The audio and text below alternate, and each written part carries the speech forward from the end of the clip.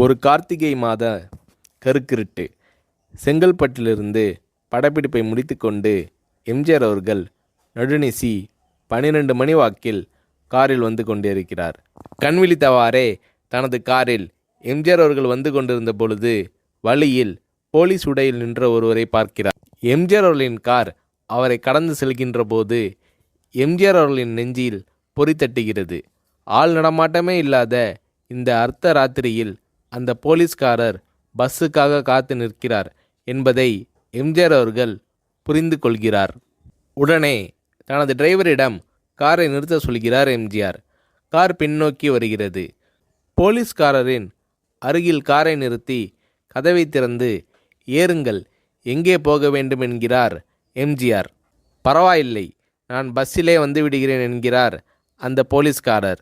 நேரமாகிவிட்டது, இனி இந்த ரூட்டில் பஸ் கிடையாது, ஏறிக்கொள்ளுங்கள் என்று எம்ஜிஆர் அவர்கள் வலுக்கட்டாயம் செய்ய போலீஸ்காரர் வேண்டா வெறுப்பாக ஏறுகிறார்.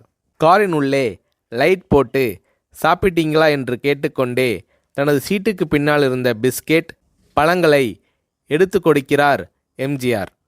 இப்படி ஓசியில் பயணம் செய்வதே எனக்கு உடன்பாடில்லை. இன்னும் நீங்கள் உண்ண சொல்லி வேறு என்னை இழிவுபடுத்தாதீர்கள் என்று போலீஸ்காரர் மறுக்கிறார். எம்ஜிஆர் அவர்கள் பூரிக்கிறார். இருப்பவனிலிருந்து இல்லாதவன் வரை படித்து பதவியில் இருக்கும் எத்தனையோ பேர் எனக்கு அது வேண்டும் இது வேண்டும் என்று எம்ஜிஆர் அவர்களிடம் வேண்டியதை பெற்று செல்கிறார்கள். ஆனால் சாதாரண பொறுப்பில் இருக்கும் இந்த போலீஸ்காரரின் நேர்மை எம்ஜிஆர் அவர்களை மெய்சிலிர்க்க வைத்துவிட்டது. எம்ஜிஆர் அவர்களின் கார் கத தூரத்தில் வந்து கொண்டிருந்தாலும் காரின் நிறத்தையும் ஒளியையும் மனம் கமலும் ஓடிக்கான் வாசனையையும் வைத்து இது எம்ஜிஆர் அவர்களின் கார் என்றும் கார் சென்ற தடத்தை தொட்டு வணங்குகின்ற அளவுக்கு புகழுடன் திகழ்ந்த நேரம் அது. அரை மணி நேரம் கார் சென்று கொண்டிருக்கிறது. ஆனால் அதுவரை எம்ஜிஆர் அவர்களை பற்றி பெரிதாக போற்றி புகழ்ந்து பேசாமல் அந்த போலீஸ்காரர் வந்ததே புரட்சித் தலைவர் எம்ஜிஆர் அவர்களுக்கு அந்த போலீஸ்காரர் மீது மரியாதையை கூடுதலாக்கியது. நான் தான் எம்ஜிஆர் என்கிறார் எம்ஜிஆர். கேள்விப்பட்டிருக்கிறேன் என்கிறார் அந்த போலீஸ்காரர். பொன்மனச்செம்மல் எம்ஜிஆர் அவர்களின் முகத்தில் கோபம் இல்லை, பதிலுக்கு பொன்முறுவல் மலர்கிறது. என் படங்களை பார்த்து இருக்கிறீர்களா என்று கேட்கிறார் எம்ஜிஆர். நான் சினிமாவே பார்ப்பதில்லை என்கிறார் அந்த போலீஸ்காரர். புரட்சித் தலைவர் எம்ஜிஆர் அவர்கள் இன்னும் பிரமிக்கிறார். இப்போது கார் சத்தத்தை தவிர ஒரே நிசப்தம். போலீஸ்காரர் தனது வீட்டிற்கு 1/2 கிலோமீட்டர் தூரத்திற்கு முன்பே காரை நிறுத்த சொல்லி இங்கேயே இறங்கிக் கொள்கிறேன் என்கிறார். ஏன், நீங்கள் குறிப்பிட்ட அந்த விலாசம் இன்னும் 1/2 கிலோமீட்டர் தூரம் இருக்கிறதே என்கிறார் எம்ஜிஆர். சாதாரண போலீஸ் உத்தியோகத்தில் இருக்கும் நான் காரில் வந்து இறங்கினால் என் வீட்டிற்கு அருகில் உள்ளவர்கள் என்னை தவறாக நினைத்து கொள்வார்கள்.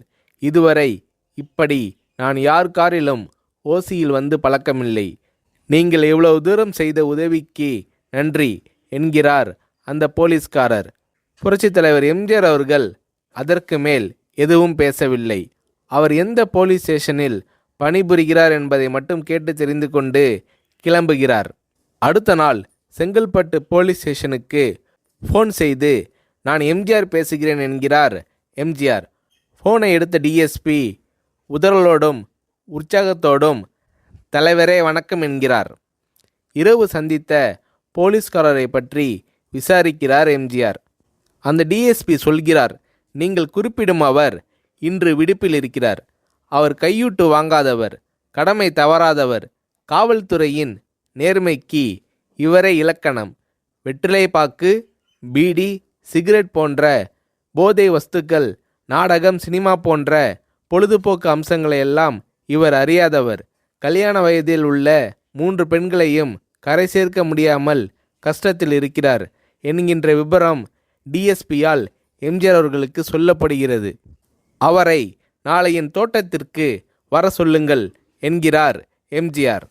கேட்டுக்கொண்ட டிஎஸ்பி உங்களோடு ஃபோனில் ஆளுக்கு ஒரு வார்த்தை பேச இன்ஸ்பெக்டர், சப் இன்ஸ்பெக்டர் உட்பட எல்லோரும் ஆசைப்படுகிறார்கள். ஃபோனை அவர்களிடம் கொடுக்கலாமா என்கிறார். எம்ஜிஆர் அவர்கள் கொடுங்கள் என்கிறார். பேசுகிறார். அந்த போலீஸ் ஸ்டேஷனே புண்ணியம் பெற்றதாக மகிழ்ச்சி அடைகிறார்கள் அந்த போலீஸ்காரர்கள். மறுநாள் அந்த போலீஸ்காரர் ராமவரம் தோட்டத்திற்கு அழைத்து வரப்படுகிறார். அவரிடம் பேப்பரில் மடித்த பெரிய பணக்கட்டை கொடுத்து, இதை வைத்து உங்கள் பெண்களின் கல்யாணத்தை நடத்துங்கள் என்கிறார் எம்ஜிஆர். போலீஸ்காரர் மறுக்கிறார். நான் ஏதாவது உங்களிடம் காரியமாற்ற சொல்லி அதற்காக கொடுத்தால் அது தவறு. என்னால் ஆக வேண்டியது உங்களுக்கும், உங்களால் ஆக வேண்டியது எனக்கும் எதுவும் இல்லை. நான் உங்கள் கூட பிறந்த ஒரு சகோதரனாக நினைத்து கொடுக்கிறேன், பெற்றுக்கொள்ளுங்கள் என்று சொன்ன பிறகு கேட்டும் கூட கிள்ளி கொடுக்காத கனவான்கள் வாழும் இந்த உலகில் ரோட்டில் நின்றவனை அழைத்து சென்று அள்ளி கொடுத்த எம்ஜிஆர் அவர்களின் கருணையில் நெகிழ்ந்து போய் பெற்றுக்கொள்கிறார் அந்த போலீஸ்காரர். பிறகு ஒரு தேதியில் புரட்சித் தலைவர் எம்ஜிஆர் அவர்களே சென்று அந்த போலீஸ்காரரின் 3 பெண்களின் திருமணத்தையும் நடத்தி வைத்து வாழ்த்தி இருக்கிறார்.